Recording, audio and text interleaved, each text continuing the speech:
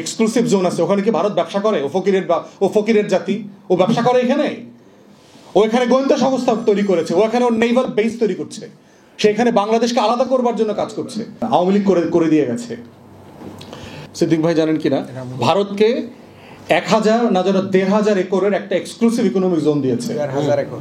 1500 একরের ফেনী নদীর এবং বঙ্গোপসাগর মুখী।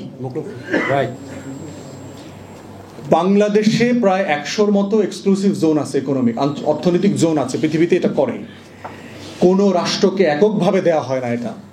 এবং আপনি কোথায় দিয়েছেন? সেটা দিয়েছেন ফেনী নদীর ওই পারে বঙ্গোপসাগরের মুখে।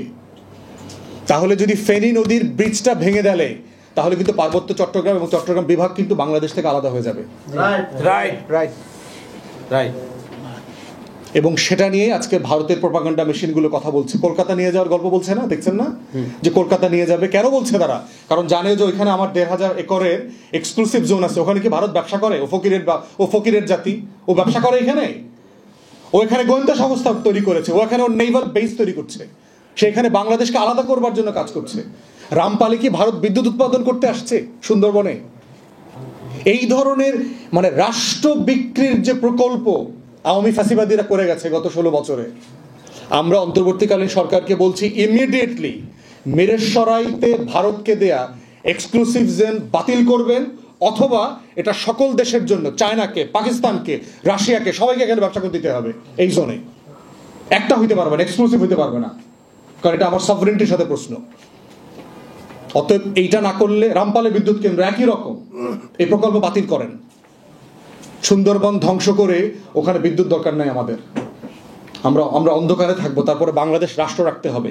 রাষ্ট্র থাকলে এই রাষ্ট্রে আলো জ্বলবেই, এটা কয়লা দিয়ে হোক, গ্যাস দিয়ে হোক, বিদ্যুৎ দিয়ে হোক, আমরা আলো জ্বালাবোই। কিন্তু রাষ্ট্র না থাকলে রামপাল দিয়া বিদ্যুৎ আমার থাকবে না, আমি এটা করতে পারবো না। ঠিক। অতএব সেই যে আমার যে থ্রেট পারসেপশন গুলো আছে, যে আমার রাষ্ট্র কোথায় কোথায় হুমকির মুখে আছে, সেই জায়গাগুলো আমাকে মাথায় রাখতে হবে। 2007-এর দেখেন, আপনার এই যে indigenous community, protection of the indigenous কমিউনিটির ব্যাপারে একটা কনভেনশন হয়েছে জাতিসংঘের, 4টা দেশ সাইন করে নাই, অপোজ করেছে জাতিসংঘের সভায়। কারা কারা জানেন?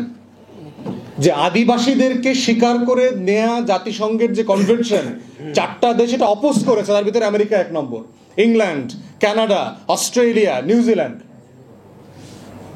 যারা আমাদেরকে এসে বলে যে পার্বত্য চট্টগ্রামের লোকদেরকে আদিবাসী হিসেবে স্বীকৃতি দিতে হবে, তাহলে ওরা কেন স্বীকার করতেছে না? কারণ ওরা জানে ওর রাষ্ট্রটা হলো চুরি করা রাষ্ট্র, ওর রাষ্ট্রটা হলো দখল করা রাষ্ট্র, ওর রাষ্ট্রটা হলো ইউরোপ থেকে গিয়ে বিভিন্ন দেশ থেকে কোটি কোটি আদিবাসী জনগোষ্ঠীকে হত্যা করে সে দেশ দখল করেছে, দেশ বানিয়েছে।